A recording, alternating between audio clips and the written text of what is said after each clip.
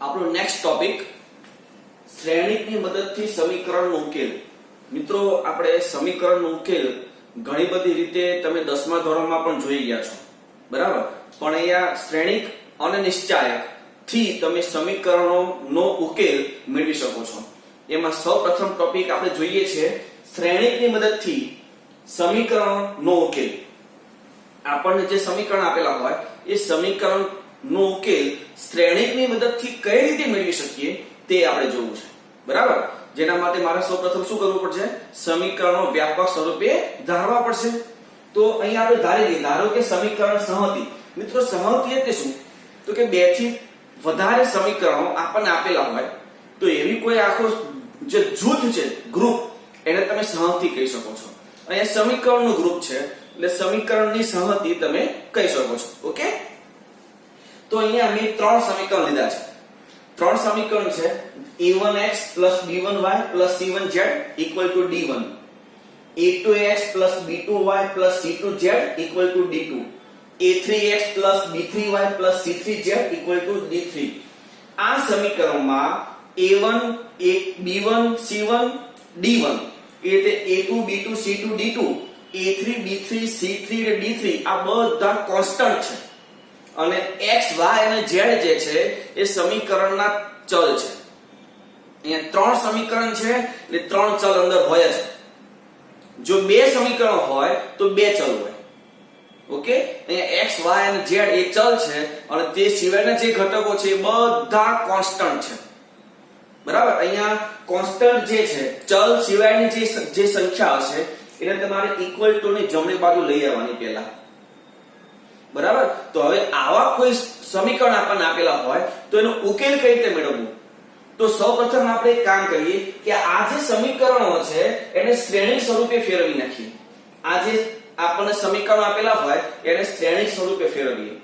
જોજો આમાં આ જે x y અને z ના જે સહગુણકો છે, x y અને z ના સહગુણકો, એમાં પહેલું સમીકરણ જે છે એને આ શ્રેણીની પહેલી હાર લઈ લઈએ. પહેલા સમીકરણના તમે કોઈ પણ સમીકરણ લઈ શકો એવું જરૂર નથી, પણ કોઈ પણ એક સમીકરણના x y અને z ના જે સહગુણકો છે તેને આપણે પહેલી હાર લઈ લઈએ. બીજું કોઈ સમીકરણ છે, બીજું પહેલા ધારો કે આ લીધો છે તો એનું આપણે એના સહગુણકોને પહેલી હારમાં લીધું. બીજી જે સમીકરણ છે એ બીજા સમીકરણમાં x y અને z ના જે સહગુણકો છે એ આપણે બીજી હાર, અને ત્રીજી જે સમીકરણ છે એ સમીકરણના x y અને z ના સહગુણકોને ત્રીજી હાર લઈ લઈએ. અને જે ચલ છે એને આપણે સ્તંભ શ્રેણિકમાં ફેરવીએ, સ્તંભ શ્રેણિકમાં.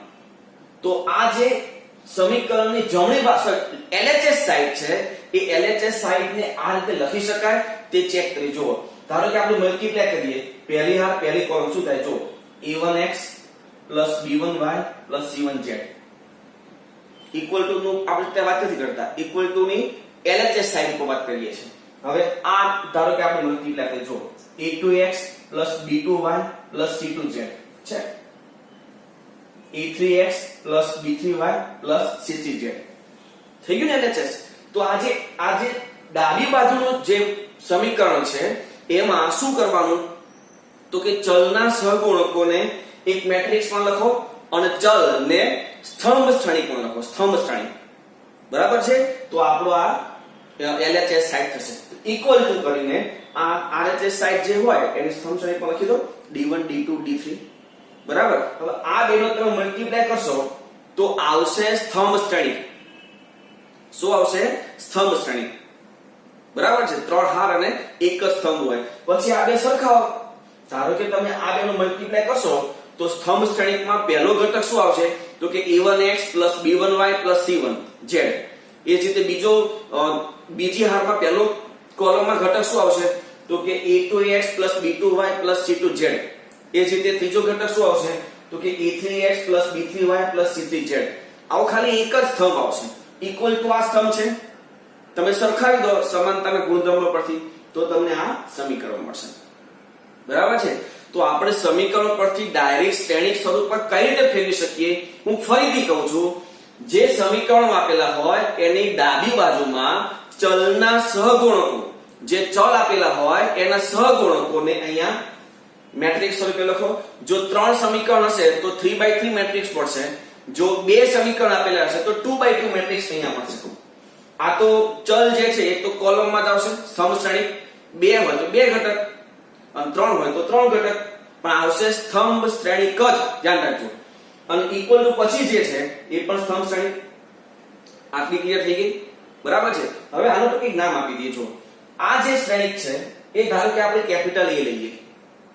આ જે શ્રેણિક છે આપણે કેપિટલ A લઈએ. આ જે ચલ છે, ચલ વાળા સ્તંભ શ્રેણિકને આપણે કેપિટલ X કહીએ. Capital X. અને આ જે ઇક્વલ ટુ પછી એટલે કે RHS પરનું જે મેટ્રિક્સ છે એને આપણે કેપિટલ B લઈએ. તો A બરાબર A1 B1 C1 A2 B2 C2 A3 B3 C3. Capital X બરાબર સ્તંભ શ્રેણિકમાં XYZ અને B બરાબર સ્તંભ શ્રેણિકમાં D1 D2 અને D3. જો આ શ્રેણિકને આપણે આ સાંકેતિક સ્વરૂપે લખીએ તો શું થાય? આ થશે આવું AX B. થાય ને, લખી શકાય ને. હવે આપણી પાસે AX B છે, જ્યાં A X અને B તો આપણને ખ્યાલ છે. હવે આના પરથી આપણે મેળવવું શું છે? તો આ સમીકરણનો ઉકેલ, મતલબમાં x y અને z, સ્મોલ x y અને z. તો સ્મોલ x y અને z ક્યાં છે? તો કેપિટલ X માં. તો મારે અહીંયાથી કેપિટલ X ને કરતા બનાવવું પડે. જો મારે આમાં કેપિટલ X ને કરતા બનાવવું હોય તો કેપિટલ X નો મલ્ટીપ્લાય કોની સાથે છે? A સાથે. મતલબમાં A દૂર કરવું પડે. હવે A ને દૂર કરવું હોય તો મારે બંને પર શું કરવું પડે? A ઇન્વર્સ વડે મલ્ટીપ્લાય કરવું પડશે. પણ જો મારે A ઇન્વર્સ વડે મલ્ટીપ્લાય કરવું હોય તો સૌપ્રથમ એ ચેક કરવું પડે કે A ઇન્વર્સ નું અસ્તિત્વ છે. એ કઈ રીતે ચેક થાય તે બાજુ લખ્યું છે કે determinant of A is not equal to 0 હોવું જોઈએ. શું હોવું જોઈએ? determinant of A is not equal to 0. હવે આપણે અહીંયા લઈ લીધું છે કે determinant of A is not equal to 0 અને બંને બાજુ A ઇન્વર્સ વડે મલ્ટીપ્લાય કરી દીધું છે. જોઈ લો. હવે આમાં શ્રેણિક આપણને ખબર છે જૂથના નિયમનું પાલન કરે છે. ક્રમના નિયમનું પાલન કરે એવું જરૂરી નથી, પણ જૂથના નિયમનું પાલન કરે છે એ તો આપણને ખ્યાલ છે શ્રેણિક માટે. તો અહીંયા જૂથ પટલી કાઢો એટલે કે A ઇન્વર્સ ઇન્ટુ A, આ x તો હતું જ, is equal to A inverse into B. હવે A ઇન્વર્સ ઇન્ટુ A શું થઈ જાય? I. એટલે IX is equal to A inverse into B. મતલબમાં x is equal to I into x. તો x જ થાય ને, કેપિટલ X પણ મેટ્રિક્સ છે, I એકમ શ્રેણિક છે, તો મલ્ટીપ્લાય શું થાય? x. તો x is equal to A inverse into B. આપણી પાસે B તો છે, ખાલી શું નથી? A ઇન્વર્સ નથી. તો આપણે A ઇન્વર્સ અહીંયા મેળવવું પડશે. A ઇન્વર્સ મેળવી ઇન્ટુ B કરી નાખો તો તમને એક સ્તંભ શ્રેણિક જ મળશે. એ કોની સાથે સરખાવેલું છે? x સાથે. તો સમાંતરના ગુણધર્મોનો ઉપયોગ કરો તો તમને સ્મોલ x y અને z મળી જશે. તો મિત્રો આ આખી થિયરી છે શ્રેણિકની મદદથી સમીકરણનો ઉકેલ કઈ રીતે મેળવવો તે. બરાબર. આપણે એમાં થોડીક વ્યાખ્યાઓ જોઈ છે, પછી એના એક્ઝામ્પલ આપણે જોઈએ. બરાબર. વ્યાખ્યાઓ જોઈએ. ઓકે. સુસંગત સંહતિ.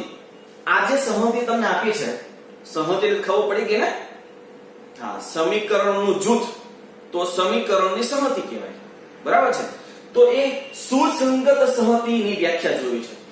જો સુરેખ સમીકરણની સંહતિના એક અથવા એકથી વધારે ઉકેલ મળે, એક અથવા એકથી વધારે ઉકેલ મળે અથવા એનું અસ્તિત્વ જો હોય તો તે સંહતિને સુસંગત મતલબમાં કન્સિસ્ટન્ટ છે એવું આપણે કહી શકીએ.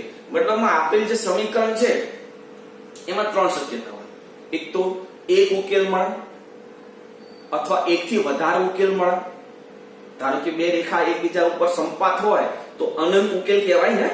બે રેખામાં એકબીજાને છેદતી હોય તો એક જ ઉકેલ થાય, પણ બે રેખા એકબીજાને સંપાત હોય તો અનંત ઉકેલ થાય. પણ બે રેખા એકબીજાને સમાંતર હોય તો એક પણ ઉકેલ મળતો નથી. મતલબ આ જે 3 શક્યતા છે. કઈ? તો કે એક ઉકેલ મળે, અનંત ઉકેલ મળે એટલે કે એકથી વધારે મતલબ અનંત, અને ઉકેલ મળતો નથી. 3 શક્યતા થઈ ને. એમાં અહીંયા શું કહે છે? બે જ વસ્તુ છે. જોજો. કઈ? તો કે એક અથવા એકથી વધારે. એક અથવા એકથી વધારે ઉકેલનું અસ્તિત્વ હોય તો તે સહમતિ સુસંગત છે તેમ કહેવાય. મિત્રો એક વસ્તુ ધ્યાન રાખજો, MCQ JEE માં એવા પૂછાય છે કે આપેલ સમીકરણ સુસંગત છે તો કંઈક પણ મેળવવાનું કે તમને કોઈ અચળાંક મેળવવાનું કે ગમે તે રીતે MCQ પૂછાય છે. એટલે આ સુસંગતની વ્યાખ્યા સમજજો. એક અથવા એકથી વધારે ઉકેલ હોય તો સુસંગત કહેવાય. અસંગત ઓપોઝિટ એનું, જો સુરેખ સમીકરણોની સહમતિના ઉકેલનું અસ્તિત્વ ન હોય, એક પણ ઉકેલ જ ન મળે, ના એક ના અનંત ઉકેલ મળે જ નહીં, મતલબમાં બધી રેખાઓ કેવી હોય? સમાંતર. બધી રેખા કે ત્રણ રેખા આપી હોય, ત્રણે ત્રણ સમાંતર હોય તો આપણે શું કહી શકીએ કે ઉકેલ મળતો નથી. છેદે જ નહીં તો ઉકેલ ક્યાંથી મળે? બરાબર ને? તો જો સુરેખ સમીકરણની સહમતિના ઉકેલનું અસ્તિત્વ ન હોય તો તે સહમતિને અસંગત મતલબમાં ઇનકન્સિસ્ટન્ટ છે તેવું આપણે કહી શકીએ છીએ. સુસંગત એટલે શું? તો કે એક અથવા એકથી વધારે ઉકેલ મળે, અને અસંગત એટલે શું? તો કે ઉકેલ ન મળે. બહુ સીધી વાત છે. ખબર પડી? ખ્યાલ આવશે? તો પહેલા તમે આટલું લખી લો.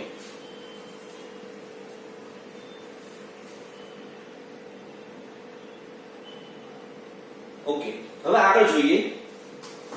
આગળ તમે જોશો તો અહીંયા થોડી સુરેખ સમીકરણના ઉકેલ, પેલા જે ત્રણ ઉકેલ કીધા ને, એક ઉકેલ, અનંત ઉકેલ અને એક પણ ઉકેલ નહીં, તો આ ત્રણની આપણે મારે સ્પષ્ટતા જો કરવી હોય તો કઈ રીતે કરી શકાય? આપણે કેમ ખબર પડે કે આમાં એક જ ઉકેલ મળશે, આમાં અનંત ઉકેલ મળશે કે આમાં એક પણ ઉકેલ નહીં મળે? આ કઈ રીતે ખબર પડે? તો એ મારે જોવું છે. જોજો અહીંયા, જો determinant of A is not equal to 0 હોય તો સમીકરણનો ઉકેલ અનન્ય મળે. આ ધ્યાન રાખજો, determinant of A is not equal to 0 તો ઉકેલ કેવો મળે? અનન્ય. determinant of A સૌપ્રથમ આપણે જોવું પડશે, કારણ કે ax = b લીધું હોય, તમે ax = b અને બંને બાજુ a ઇન્વર્સ વડે જો ગુણવું હોય તો શું ચેક કરવું પડે?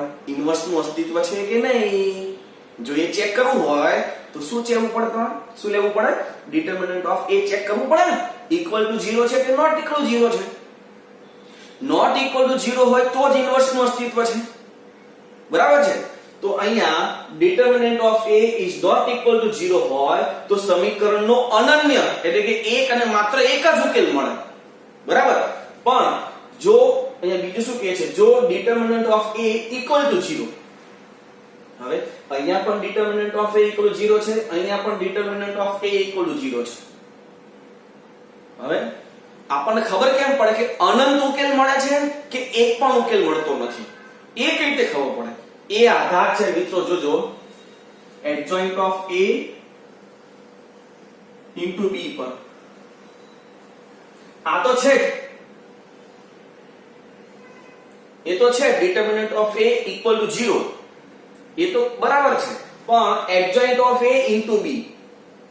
હવે આપણે તમે જોયું કે x બરાબર A ઇન્વર્સ into B, તો A ઇન્વર્સ માં એનું સૂત્ર ત્યાં મૂકીએ તો શું થાય? જો 1 determinant of A into adjoint A, અને બાજુમાં into B તો હતું જ, તો adjoint of A into B આ આપણે ચેક કરવાનું. એટલે બીજું શું કહેજો? જો determinant of A equal to 0 અને adjoint of A into B not equal to 0 હોય તો સમીકરણનો એક પણ ઉકેલ મળતો નથી. સમીકરણનો એક પણ ઉકેલ ન મળે. અને જો determinant of A બરાબર 0 હોય અને adjoint A into B એ પણ 0 હોય, બંને 0 હોય તો સમીકરણને અનંત ઉકેલ મળે. એટલે આમાં ત્રણ વસ્તુ તો જોઈએ. એમાં determinant of A is not equal to 0 હોય તો અનન્ય ઉકેલ મળે. હવે determinant of A equal to 0 હોય તો શું ચેક કરવાનું? સૌથી પહેલા તો આપણે determinant of A જોઈએ જ છે. જો not equal to 0 તો ડાયરેક્ટ કહી શકીએ આપણે કે ભાઈ અનન્ય ઉકેલ મળે. પણ જો A equal to 0 હોય તો હવે ચેક કરો કે ભાઈ adjoint of A into B એ શું થાય છે. જો A not equal to 0 થાય તો એક પણ ઉકેલ મળે નહીં તેવું તમે લખી શકો છો. અને જો એ ઇક્વલ ટુ 0 થાય તો ત્યાં તમે લખી શકો છો આપેલ સમીકરણને અનંત ઉકેલ મળે. ખ્યાલ આવશે મિત્રો? ઓકે, તો હવે આપણે આવા એક્ઝામ્પલ જોઈએ. એમાં સૌથી પહેલું એક્ઝામ્પલ કે સુરેખ સમીકરણોની સંહતિ. આ આપણને સંહતિ આપી છે. આ જે છે 2x + 5y = 1, 3x + 2y = 7. બે સમીકરણ છે, જોઈ શકો છો બે ચલ છે. ત્રણ સમીકરણ આપેલા હોય તો ત્રણ ચલ હોય. ક્લિયર છે? તો બહુ તો આ બે સમીકરણનો ઉકેલ આપણે મેળવવો છે. તો મિત્રો સૌથી પહેલા શું કરવાનું ખબર છે? આપણને જે સમીકરણ આપેલા હોય ને એને આપણા સાંકેતિક સ્વરૂપમાં લખીએ. આપેલ સુરેખ સમીકરણોને ax = b સ્વરૂપે લખતા. આ જે છે એને ax = b સ્વરૂપે લખીએ. તો ax = b સ્વરૂપે લખવું હોય તો શું કરવાનું? તો કે જે ચલના સહગુણકો છે એને કેપિટલ A કહેવાય. તો ચલના સહગુણક કયા? તો કે 2 5 એ પહેલી હાર, કારણ કે બે ચલ છે ને બે જ ઘટકો આવશે પહેલી હારમાં. 3 2 એ બીજી હાર, જોઈ શકો છો. Capital A = 2 5 3 2. હવે જે ચલ છે, કેટલા ચલ છે? બે. તો એ શું થઈ ગયું? Capital X. x અને y. અને જમણી બાજુ જે કોન્સ્ટન્ટ છે, ચલ સિવાયના જે પદ છે, જમણી બાજુ લઈ લેવાના. જો ડાબી બાજુ હોય તો જમણી બાજુ લઈ લેવાના, ખાસ ધ્યાન રાખજો. તો એ કેપિટલ B 17. આ ક્લિયર થઈ ગયું? તો સૌથી પહેલા આપણે આગળ વધીએ એના પહેલા તમે આટલું લખી લો. પહેલા આ બોર્ડ લખી લો.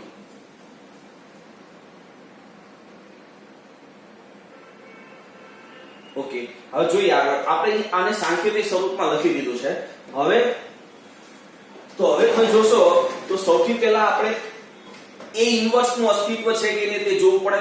અને એના માટે ડિટર્મિનન્ટ ઓફ a. તો ડિટર્મિનન્ટ ઓફ a શું થાય? 2 5 3 2 એ નિશ્ચયક બની જશે. તો તમે જોશો આ 4 અને 15 એટલે 4 - 15 = -11. -11 મતલબમાં નોટ ઇક્વલ ટુ 0 થયું. હવે પેલા ત્રણ તમે જો, determinant of a not equal to 0 હોય અને determinant of a equal to 0 હોય તો એ પ્રમાણે તમે જોશો તો determinant of a is not equal to 0. મતલબ સમીકરણ સંહતિને અનન્ય ઉકેલ મળે. અનન્ય ઉકેલ મળે ને? ઓકે, તો હવે એ મેળવીએ. તો અનન્ય ઉકેલ મળે તો એના માટે આપણી પાસે સૂત્ર હતું x = a ઇન્વર્સ b. તો પહેલા તો a ઇન્વર્સ મેળવવું પડશે. આપણી પાસે ઇન્વર્સ નું સૂત્ર છે 1 / determinant of a into adjoint of a. determinant of a આપણને મળ્યું -11. તો 1 / -11 અને adjoint a જે આપણી પાસે a શ્રેણિક આપ્યો છે 2/2 છે. તો એનો adjoint મને શું કરવાનું? તો કે અગ્ર વિકર્ણના ઘટકો ચેન્જ કરી દેવાના, અલ્ટર ચેન્જ. અને બીજો જે વિકર્ણ છે તે વિરોધી. તો આ અગ્ર વિકર્ણના ઘટકો આપણે બને 2 2 હતા, ચેન્જ કરશો તો તમને 2 2 દેખાશે. અને બીજો વિકર્ણના ઘટકો આપણે વિરોધી કરી દીધા. તો આ a ઇન્વર્સ થઈ ગયું. આને આમ નામ રહેવા દો. હવે સૂત્ર છે આપણી પાસે x = a ઇન્વર્સ b. તો આ a ઇન્વર્સ અને આ b, આ બે મેટ્રિક્સ છે. તો આ બે મેટ્રિક્સ નો મલ્ટીપ્લાય કરી જોજો. આ 2 - 35, 2 - 35 એટલે -33. અને આ જુઓ, આ -3 + 14 -3 + 14 11. તો અહીંયા તમે આ 11 જે છે એ અંદર લઈ શકો છો, ડિવાઈડ છે એટલે. તો -1/11 હું અંદર લઈ જાઉં છું. તો શું થશે? આ -33/-11 એટલે 3 અને આ 11/-11 એટલે -1. બરાબર? આપણો સ્તંભ શ્રેણી. તો હવે આ અહીંયા શું હતું? તો કે x. પણ x એટલે શું હતું? તો કે ચલ xy. આ બંને શ્રેણી તમને કેવા દેખાય છે? વચ્ચે ઇક્વલ ટુ છે. તો સમાનતાના ગુણધર્મ પ્રમાણે પહેલા ઘટક સરખાવો. તો x = 3 અને y = -1. તેથી આપણે કહી શકીએ કે x = 3 અને y = -1 એ આપેલ સમીકરણના ઉકેલ આપણે કહી શકીએ છીએ. બહુ સિમ્પલ છે. સૌપ્રથમ શું કરાય? જે સમીકરણ આપેલું હોય એને ax = b સ્વરૂપે પહેલા લખવાનું. એ લખ્યા પછી એને સાંકેતિક સ્વરૂપમાં a કયો મેટ્રિક્સ થાય, x કયો મેટ્રિક્સ થાય અને b કયો મેટ્રિક્સ થાય એ જોઈ લો. સાંકેતિક સ્વરૂપે લખાઈ ગયું. પછી a ઇન્વર્સ નું અસ્તિત્વ છે કે નહીં તે મેળવવા માટે ડિટર્મિનન્ટ ઓફ a = 0 છે કે નોટ ઇક્વલ ટુ 0 છે તે ચેક કરો. જો નોટ ઇક્વલ ટુ 0 હોય તો તમે કહી શકો આપેલ જે સંહતિ છે એનો ઉકેલ અનન્ય મળે છે. અને અનન્ય મળે તો સીધું સૂત્ર છે x બરાબર a ઇન્વર્સ b. તો સૌપ્રથમ આપણે a ઇન્વર્સ મળી લેવાનું અને પછી સૂત્રમાં કિંમત મૂકી દો આમાં. અને જો determinant of a equal to 0 આવે તો હવે શું ચેક કરવાનું? તો કે adjoint of a into b. જો adjoint of a into b not equal to 0 આવે તો ઉકેલ મળતો નથી. અને જો ઇક્વલ ટુ 0 આવે મતલબમાં adjoint of a into b equal to 0 આવે તો અનંત ઉકેલ મળે. બરાબર છે? તો અહીંયા તો determinant of a is not equal to 0 હતું એટલે અનન્ય ઉકેલ મળે. તો a ઇન્વર્સ મેળવી આપેલ જે સૂત્ર છે x બરાબર a ઇન્વર્સ b, આમાં આપણે a ઇન્વર્સ અને b ની કિંમત મૂકી, મલ્ટીપ્લાય કરીને સાદુરૂપ આપી દીધું એટલે આપણને સમીકરણનો ઉકેલ મળે છે. ઓકે મિત્રો, તો સૌપ્રથમ હવે તમે આટલું લખી લો. આગળ એક એક્ઝામ્પલ જોઈએ. શ્રેણિકની મદદથી નીચેના સમીકરણ ઉકેલો. અહીંયા 3 સમીકરણ આપેલા છે. આ 3 સમીકરણ છે જેને આપણે ઉકેલવાના છે. બરાબર? 3 સમીકરણ છે એટલે મિત્રો તમે જોઈ શકો 3 ચલ છે x y અને z. બરાબર? તો એને ઉકેલીએ તો એમાં જોજો આપેલ સમીકરણોની સંહતિને ax b સ્વરૂપે લખીએ. પહેલા ax b.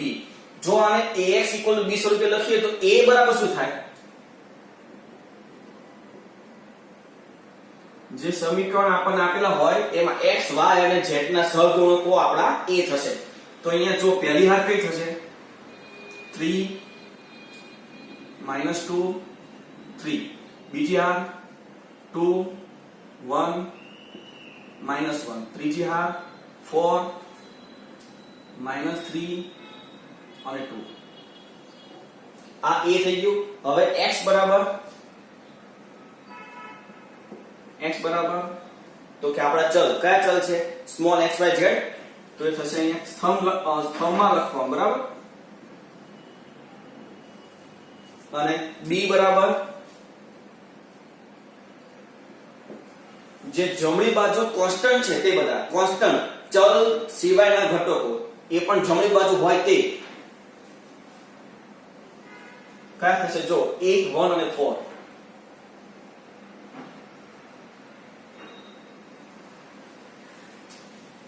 બરાબર? હવે સૌપ્રથમ શું કરવાનું? તો ડિટર્મિનન્ટ ઓફ a ચેક કરી લેવાનું. કારણ કે ડિટર્મિનન્ટ ઓફ a જો આપણને ખ્યાલ હશે તો જ આપણે કહી શકશું સમીકરણનો ઉકેલ મળે છે. જો મળે તો 1 મળે તો અનંત મળે. મળે છે જો મળતું હોય તો 1 મળે કે છે 1 મળે છે કે પછી અનંત મળે છે એ જોવું પડશે ને. તો ડિટર્મિનન્ટ ઓફ a મેળવી જોજો.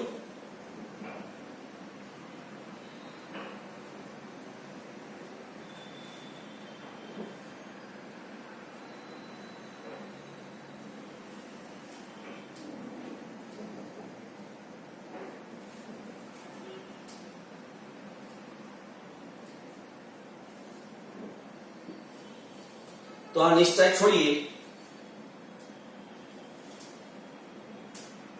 3 આ થશે 2 -3. આ માઈનસ પ્લસ પણ વચ્ચે માઈનસ આવે ને એ 2 - 3. અહીંયા વચ્ચે આવે માઈનસ પણ અહીંયા -2 છે અહીંયા શું થશે? +2 અને આ થશે 4 +4. અને છેલ્લે +3. એમાં શું? જો આ -6 અને -4. -6 -4.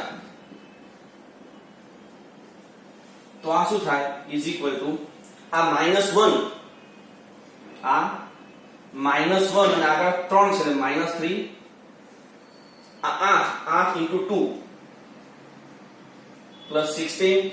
આ -10 અને આગળ 3 છે એટલે -30 ઇઝ ઇક્વલ ટુ આટલા થાય તો કે -14 અને -3 એટલે -17. જોજો determinant of a is not equal to 0 મતલબમાં આપેલ જે સંહતિ છે એને કેટલા ઉકેલ મળે? અનન્ય. તો લખી શકાય આથી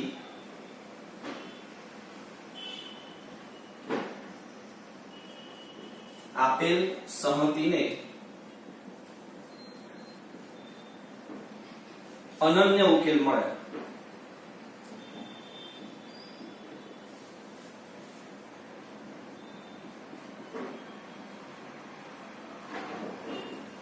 હવે અનન્ય ઉકેલ મળે તો આપણી પાસે સૂત્ર છે a બરાબર x ઇઝ ઇક્વલ ટુ, બોલો છે સૂત્ર x બરાબર a ઇન્વર્સ b. તો a ઇન્વર્સ જોઈશે, તો a ઇન્વર્સ માટે આપણી પાસે ડિટર્મિનન્ટ ઓફ a તો મળી ગયું છે -17. હવે શું જોઈશે? એડજોઇન્ટ ઓફ a જોઈશે ને, તો આપણે એડજોઇન્ટ ઓફ a મેળવીએ. જોજો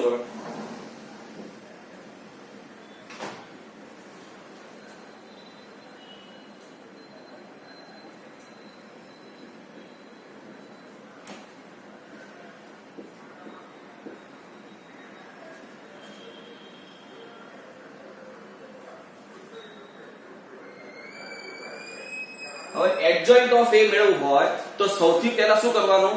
માઈનસ ચિહ્ન લખી દેવાનું. તો માઈનસ ચિહ્ન લખી જો તો ક્યાં લખવાનું? એક તો અહીંયા, અહીંયા, અહીંયા અને હવે ખાલી ઉપનિશ્ચય, જેમ કે આ આપણી પાસે છે શ્રેણિક, તો 3 નો ઉપનિશ્ચય શું થાય? તો કે 2 ઓછા 3, 2 ઓછા 3 એટલે -1. તો -1 આપણે લખીએ. હવે આનો ઉપનિશ્ચય તો કે 4 વત્તા 4, 4 વત્તા 4 એટલે 8, એટલે અહીંયા આપણે 8 લખીએ. એ જ રીતે આનો ઉપનિશ્ચય તો -6 -4 એટલે -10, એટલે અહીંયા આવશે -10. આ પહેલી હારના ઘટકોનો આપણે એડજોઇન્ટ કરી લીધું. હવે બીજી હાર, તો આના માટે આ -4 અને +9, -4 + 9 શું થાય? -4 + 9 એટલે 5. એ 5 આપણે અહીં લખવાનું, તો માઈનસ ચિહ્ન ઓલરેડી ત્યાં છે, એટલે ત્યાં થશે -5. હવે આના માટે તો કે 6 ઓછા 12, 6 ઓછા 12 એટલે -6, તો અહીંયા આવશે -6. અને આના માટે તો કે -9 વત્તા 8, -9 વત્તા 8 એટલે -1, પણ ઓલરેડી ત્યાં માઈનસ છે એટલે અહીંયા આપણે કરી નાખશું +1. હવે ત્રીજી હાર, તો ત્રીજા હાર માટે આ થશે 2, 2 ઓછા 3 -1. આના માટે તો -3 -6, -3 -6 એટલે -9, પણ ઓલરેડી ત્યાં માઈનસ છે એટલે પ્લસ નું થશે ને. હવે આગળ જોઈએ છેલ્લા, તો 3 + 4, 3 + 4 એટલે 7, અહીંયા આવશે 7. તો આ થઈ ગયું એડજોઇન્ટ ઓફ a. આપણી પાસે a ઇન્વર્સ તો છે જ, ડિટર્મિનન્ટ ઓફ a છે, a ઇન્વર્સ મળી જશે ને. તો હવે સૂત્ર,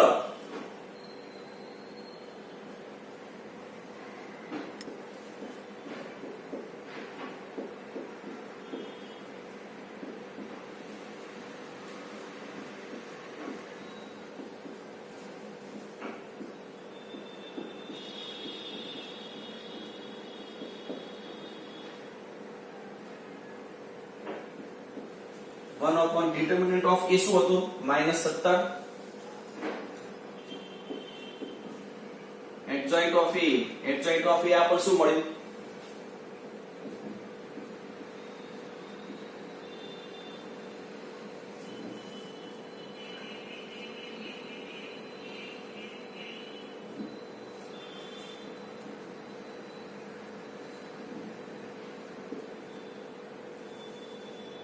ઇન્ટુ b. આપણી પાસે b છે અહીંયા 814.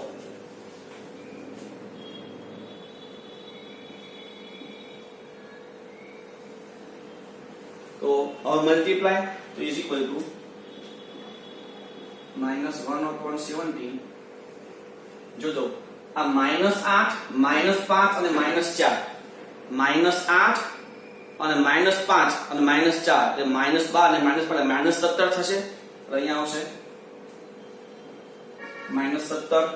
હવે તો કે -64, -6 અને 36, -64 અને -6 એટલે -70, અને -70 માંથી 36 જાય, -70 માંથી 36 જાય એટલે -34. અહીંયા આવશે -34. 34. હવે આ -80 1 અને 28, તો 1 અને 28 એટલે 29 અને -80 પ્લસ આ 29 -80 માંથી 29 પ્લસ કરીએ 30 ને પેલા 51 થાય ને, તો -51 થાય. આ કોના બરાબર છે? x બરાબર. તો x તો શું હતું? તો કે મેટ્રિક્સ x y અને z ઇઝ ઇક્વલ ટુ આ -1/17 આપણે અંદર લઈ લઈએ, તો -17 ને -1/17 એટલે 1, -34 અને -1/17 એટલે 2, -51 અને -1/17 એટલે 3. બે ઇક્વલ છે, સરખાઈ દઈએ તો લખી શકાય આથી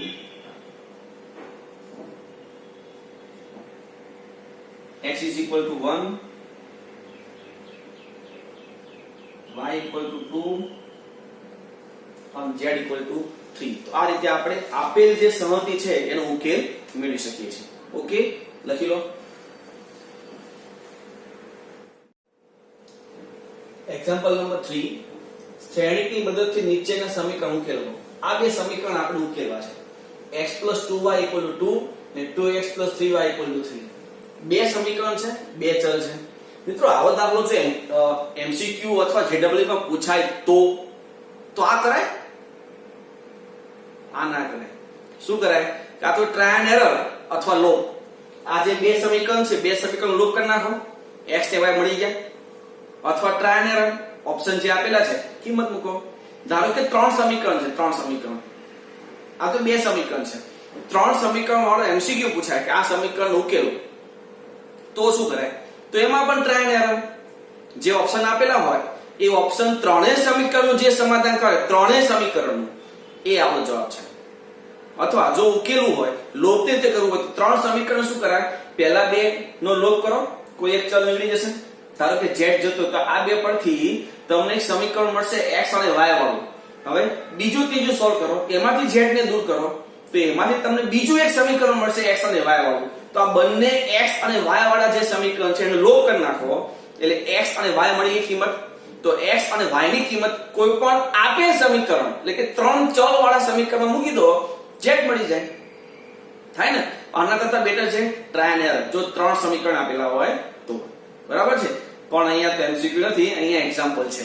તો અહીંયા આપણે જોઈએ તો સૌપ્રથમ આપેલ સમીકરણને ax = b સ્વરૂપે લખીએ, જ્યાં a એટલે શું? તો કે x અને y ના સહગુણક. 1 2 જે પહેલી હાર થશે, 2 3 જે બીજી હાર થશે. કેપિટલ X = ચલ, તો કે બે ચલ છે x અને y, અને b = RHS માં જો આ કિંમત જે છે ને ચલ સિવાય એટલે કોન્સ્ટન્ટ જે કિંમત છે, જો એ LHS સાઈડ ઉપર હોય તો તમારે એને RHS સાઈડ ઉપર લઈ આવવાની. બરાબર છે? તો અહીંયા તો છે 2 અને 3, તો એ આપણું b થઈ ગયું. તો હવે A ઇન્વર્સ આપણું સૂત્ર જે હતું x = A ઇન્વર્સ b, એમાં A ઇન્વર્સ જોઈતું હશે તો A ઇન્વર્સ માટે પેલા તો અસ્તિત્વ છે કે નહીં એ તો જોવું પડશે. તો એના માટે શું કરવું પડે? તો ડિટરમિનન્ટ ઓફ A, તો આ જે શ્રેણિક છે એને નિશ્ચયકમાં ફેરવીએ 1 2 2 3, તો 3 - 4 એટલે -1 -1 is not equal to 0. તેથી આપણે કહી શકીએ કે સમીકરણનો અનન્ય ઉકેલ મળે. અહીંયા જો આ not equal to 0 આવે તો આપણે કહી શકીએ કે અનન્ય ઉકેલ મળે છે. જો અનન્ય ઉકેલ મળે તો હવે પહેલા આપણે ઇન્વર્સ મેળવીએ, તો 1 determinant of A into adjoint of A, એટલે કે 1 -1 adjoint of A 2/2 મેટ્રિક્સ છે. અગ્ર વિકર્ણ બદલી નાખો, બીજો વિકર્ણના ઘટકો વિરોધી કરી નાખો. તો આ જે છે ઘટકો, જો આ અગ્ર વિકર્ણ ચેન્જ કરી નાખે અને બીજો જે વિકર્ણ છે બંને ના વિરોધી કરી દેવાના ઘટકો માઈનસ અંદર મલ્ટીપ્લાય કરીએ તો આ -3 2 2 અને -1 થઈ જશે. તો આ મળી ગયો આપણને A ઇન્વર્સ. હવે સૂત્ર x = A inverse into b, તો A ઇન્વર્સ અહીંયા છે અને b આપણી પાસે હતો. આ બે મેટ્રિક્સ નો મલ્ટીપ્લાય, તો જોજો આ -6 + 6 0, આ 4 - 3 એટલે 1. આ કોના બરાબર હતું? Capital X. પણ કેપિટલ X શું છે? સમશ્રેણિક xy સરખાવ તો x બરાબર 0 અને y બરાબર 1. તો આ થઈ ગયા ઉકેલ થાય ને x બરાબર 0 y 1. નેક્સ્ટ આગળ જોઈએ આપણે તો અહીંયા જુઓ તમને શું આપ્યું છે બીજું કે શ્રેણીકની મદદથી નીચેના સમીકરણ ઉકેલો. અહીંયા પણ બે તમને સમીકરણ આપેલા છે 2x y 5 અને x y 4.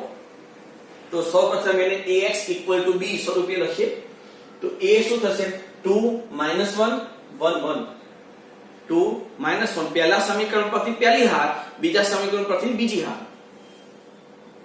હવે ચલ તો કેપિટલ X બરાબર સ્મોલ xy અને b જોજો બંને RHS માં છે હા છે તો 5 અને 4. તો a ઇન્વર્સ નું અસ્તિત્વ ચકાસવા માટે ડિટરમિનન્ટ ઓફ a લઈએ તો ડિટરમિનન્ટ ઓફ a શ્રેણિક નું નિશ્ચાયકમાં કન્વર્ટ 2 1 1 1 તો આ 2 1 2 1 એટલે 3 is not equal to 0 મતલબમાં ઇન્વર્સ નું અસ્તિત્વ થયું. ઇન્વર્સ નું અસ્તિત્વ થાય તો કહી શકીએ આથી સમીકરણનો અનન્ય ઉકેલ મળે. તો અનન્ય ઉકેલ મળે તો આપણે પહેલા શું કરવું પડશે a ઇન્વર્સ મેળવવું પડશે પછી કિંમત મૂકી શકીએ ને તો a ઇન્વર્સ મેળવીએ 1 upon determinant of a into adjoint of a એટલે 1/3 adjoint of a 2/2 મેટ્રિક્સ છે.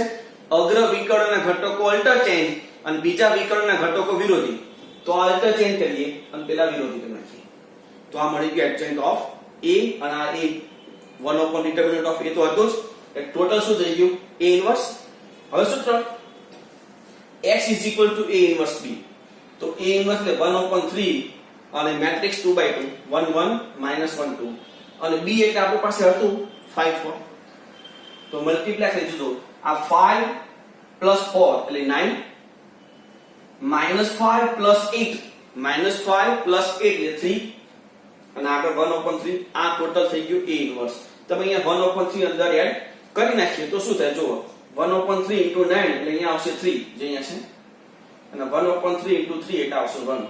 આ કોના બરાબર હતું કેપિટલ X પણ કેપિટલ X એટલે શું આપી છે આપણને તો સ્તંભ શ્રેણિક xy. હવે સરખાવી દો તો x 3 અને y 1 તો x 3 અને y 1 એ આપેલ જે સમીકરણ છે એના શું થઈ ગયા ઓકે. બહુ સરસ અને બહુ સિમ્પલ એવા MCQ છે દાખલાઓ છે ઓકે લખી લો.